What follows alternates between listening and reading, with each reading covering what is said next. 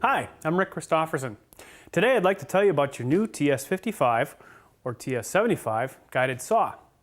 I'll show you how to set up and use your new saw, as well as explain some of the optional accessories that you may have.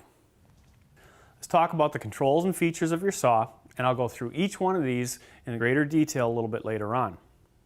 To start with, we have the power trigger, the trigger release, speed control dial, plug-it power port, dust collection port, bevel adjustment lock on the rear, and a second one on the front. On the back of the saw, there are two guide rail gib adjustment knobs, as well as the depth stop. On the front of the saw, there is a removable outrigger splinter guard.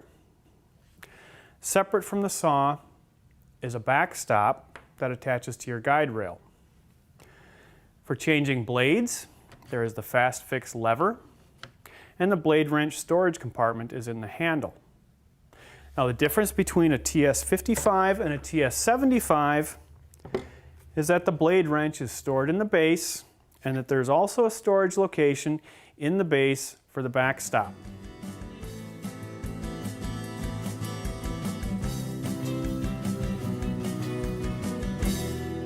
Before you use your saw for the first time, there's some things that you'll want to check and become familiar with, as well as a few adjustments that need to be made. First thing that you need to do is adjust your saw to fit your guide rail. We do that using the two guide rail adjustment knobs on the back of the saw. With the saw placed on the guide rail, wiggle it and see if it feels loose. If it is loose, tighten the guide rail adjustment knobs until it no longer wiggles, but also make sure that it slides freely. If it doesn't slide freely, you've tightened them too much, and if it still wiggles, you haven't tightened them enough.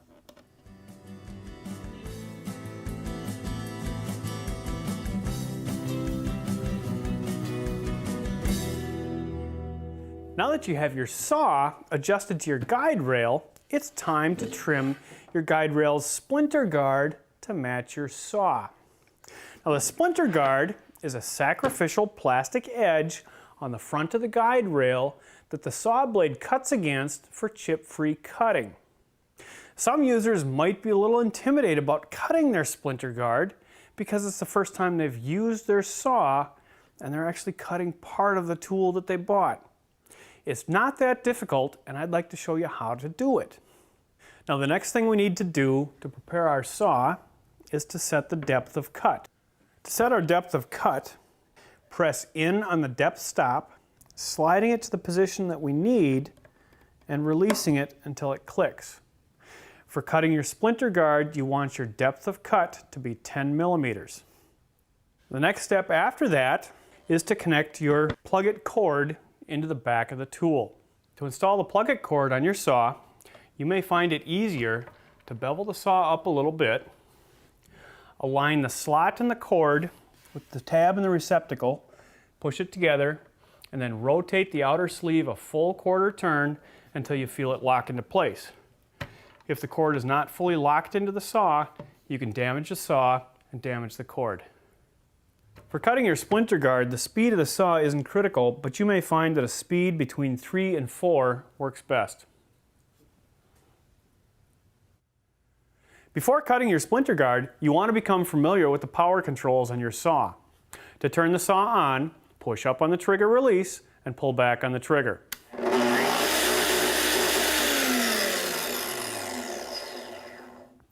You may notice a slight growling sound from the saw. That's normal operation, and it's due to the electronic speed control of the motor interacting with the mechanics of the saw. Okay, you're ready to cut your splinter guard. You can set your guide rail up on the edge of a table like this, or you can set it in the middle of another work surface that you're able to cut into. I'm going to cut mine on top of the MFT table so that you can see what I'm doing. You want to begin your cut with the rear guide rail adjustment knob at the edge of the guide rail, and you want to end your cut with the front guide rail adjustment knob at the front end of the rail. Now this will leave a little bit of splinter guard uncut at either end, and if you wish, you may trim that off, but it's not necessary. Just understand, once the guide rail knob gets past the guide rail, the saw will no longer fit tight.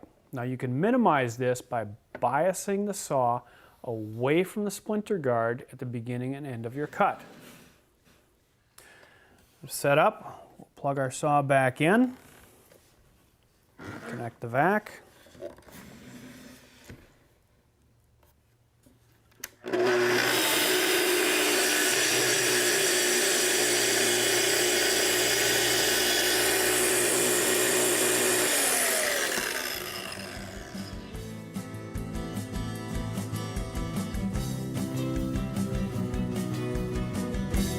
So let's talk about saw blades.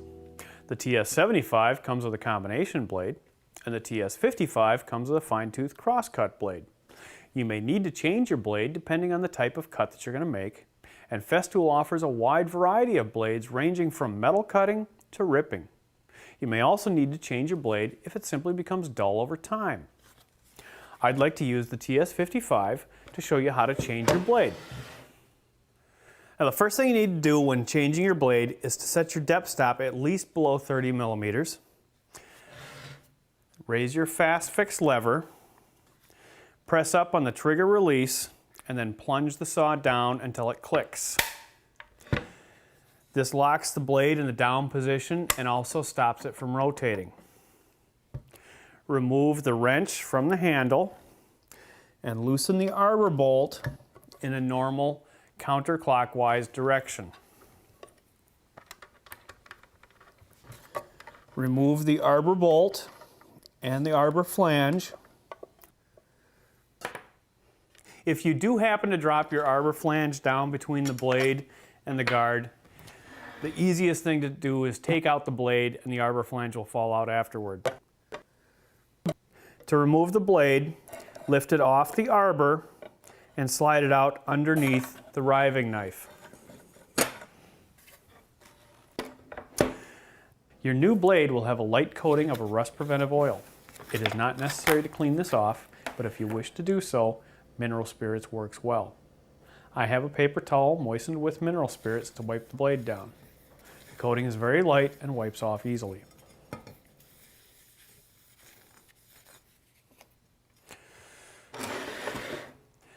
When you insert the blade back into the saw, make sure that the label is facing outward. Slide it in under the riving knife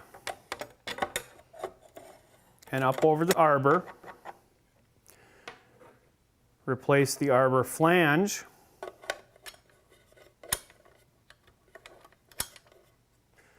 And the arbor bolt.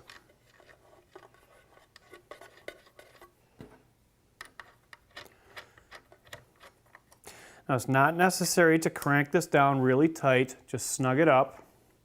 Replace your wrench in the handle. Now when releasing your fast fix lever, hold down on the saw a little bit so it doesn't jump all the way back to zero, and release it slowly. Your saw is now ready to cut.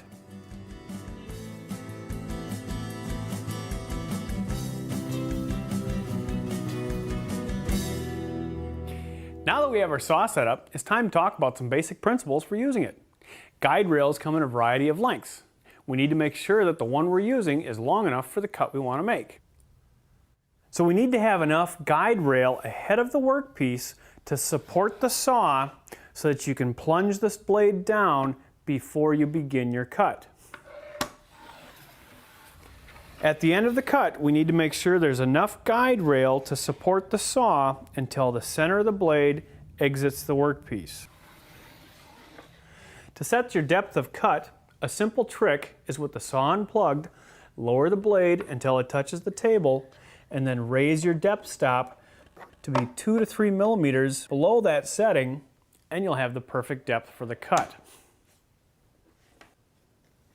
To make your cut, first start the saw, then plunge down to your depth setting and advance into the workpiece slowly.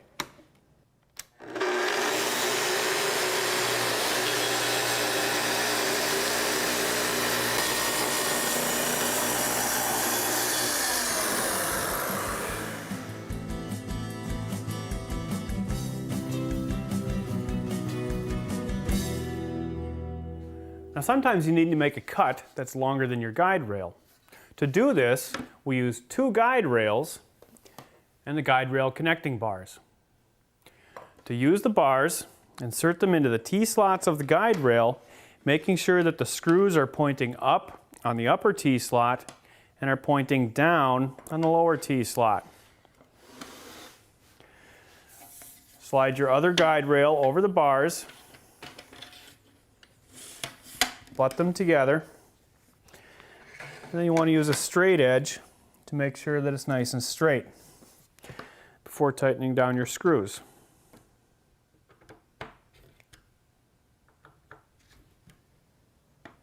Tighten the screws until they are just snug. Over-tightening the screws may damage your guide rail.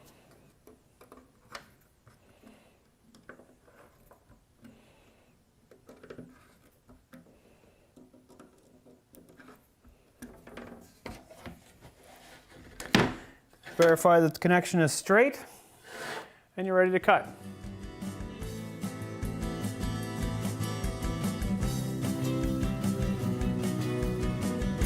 Now another type of cut that you may need to make is a plunge cut. Now, a plunge cut is one that starts and stops inside the workpiece. I've added some blue painter's tape where I want my cut to start, and another piece where I want my cut to stop.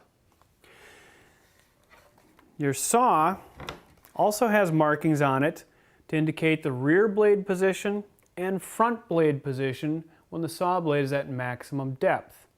We'll use these marks along with our painter's tape to tell us when to start and stop our cut. We want to start our cut with the rear mark over the blue tape. We want to stop our cut when the front mark is over the second painter's tape. Because the right-hand side of our cut is a finished surface and we don't want any chipping on this material, we're going to use the outrigger splinter guard. To install the splinter guard onto your saw, slide it over the blade housing, insert the thumb screw,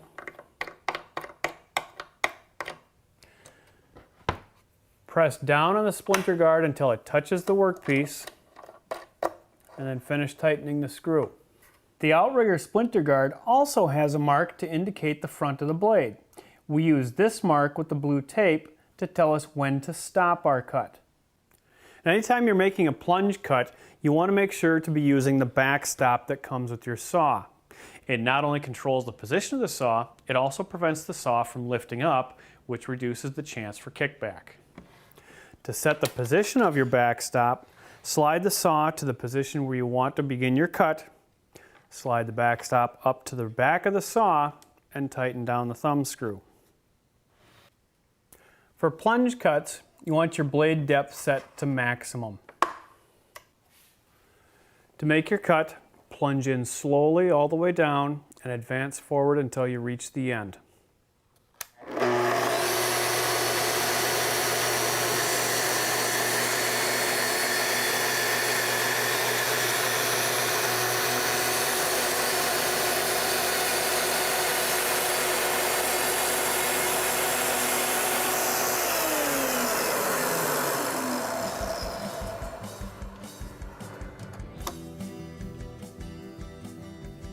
In this video, we've seen how to set up a new TS55 or 75 saw, how to use the guide rail system, and how to make basic cuts. I hope you found this information helpful. Thanks for watching.